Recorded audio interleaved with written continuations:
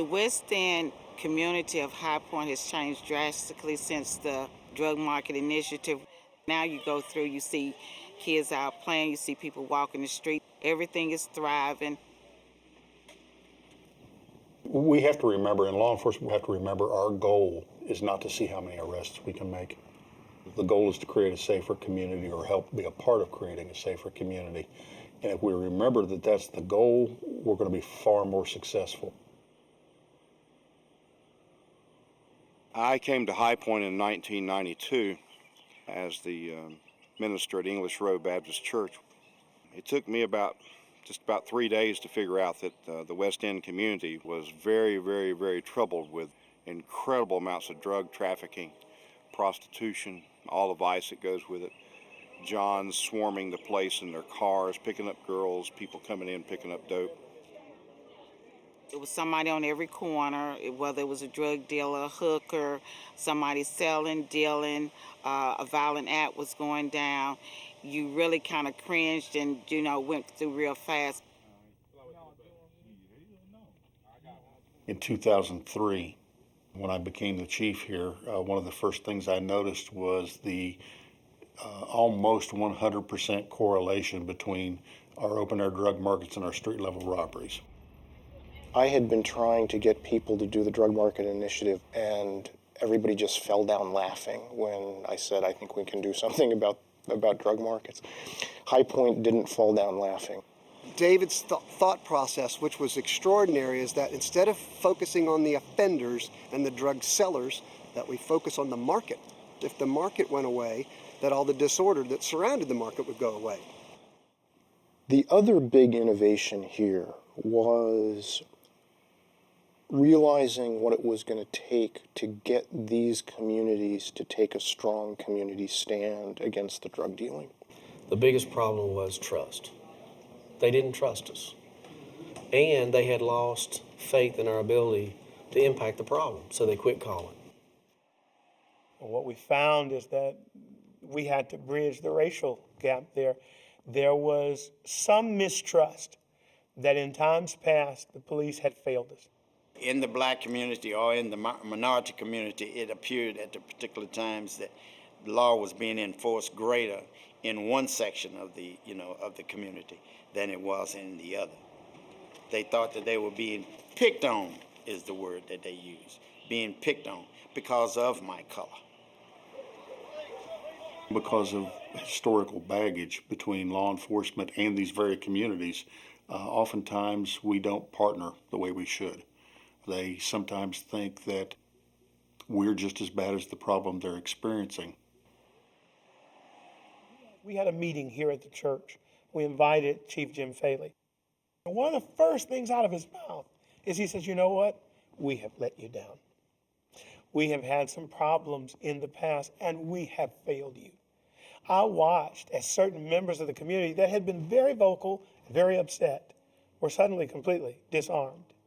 We've tried to be the knight in shining armor, and it hasn't worked out. Give us another shot. Work with us again, but let's do it smarter. We wanted to be data-driven, and we wanted to be very focused. So we looked at a year's worth of crime data. We looked at each of these hotspots, and then we went in and read every single report that had to do with violent crime and whether it was related to drug activities. These black squares indicate the locations of the drug houses where we bought drugs and made our undercover buys from. The police went all over this place with a fine-tooth comb. They use real high-powered scopes and filming devices, and they actually get these people in the act. And so they absolutely identify the real problem instead of the suspected problem. Let me get 20 from him and I get some from you two. The trick is you do the investigation, you get the case ready to go, and you stick it in your hip pocket, which lets you say to the drug dealer, the next time we know you're going out there, here's the warrant, we're going to sign it, you will go directly to jail. The terror in the community was really being perpetrated by just a handful of individuals. 5 had records so violent that they didn't get a second chance. Those 5 were rounded up in a day.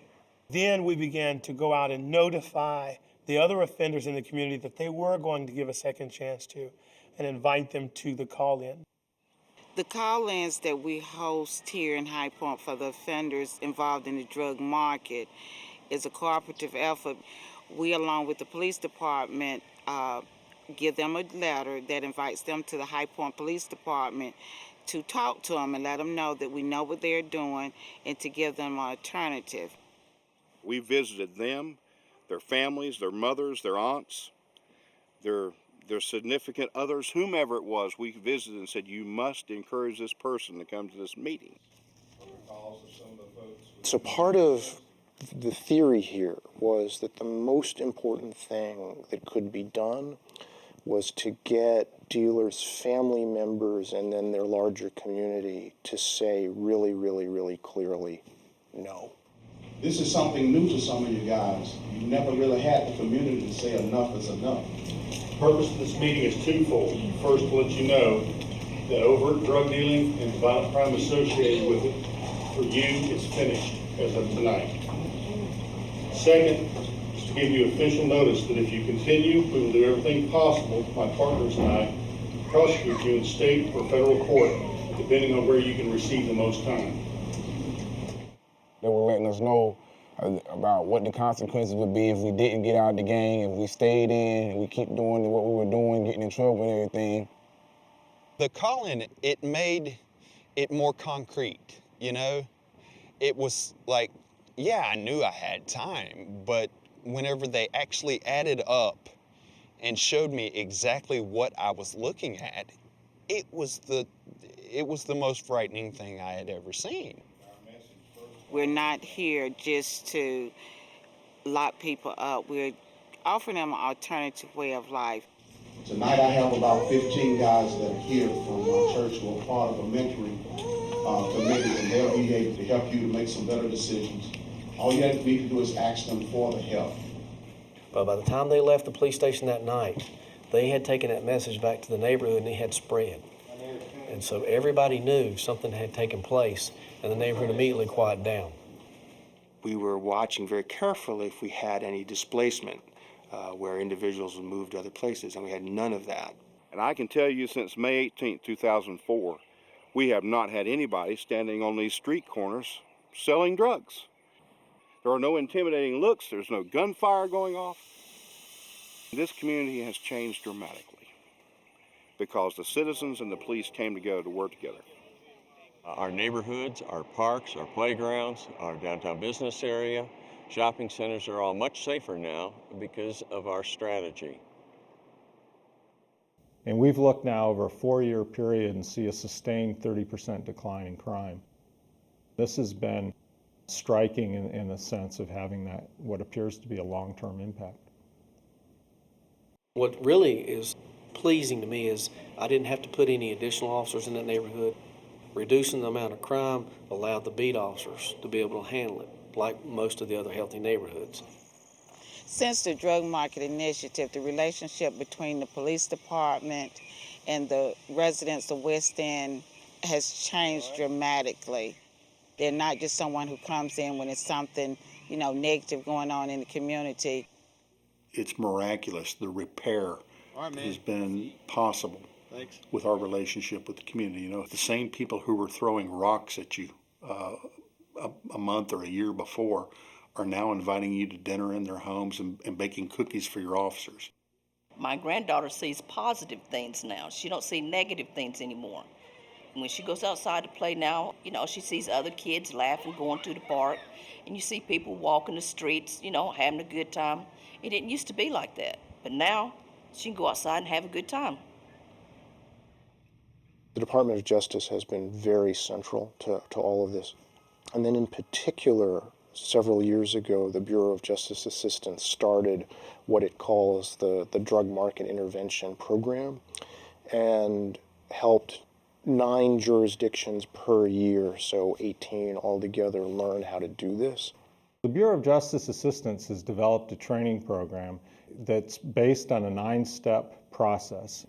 It begins with problem analysis and team building, works through the enforcement component, and then concludes with neighborhood sustainability.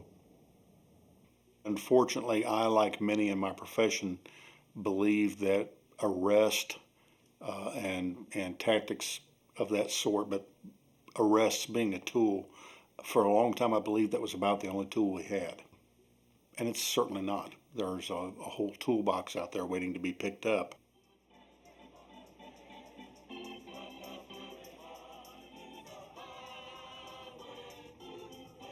I could be proud to live where I live at now. People that come in the neighborhood say it's such a nice neighborhood. We've made it. We've made it.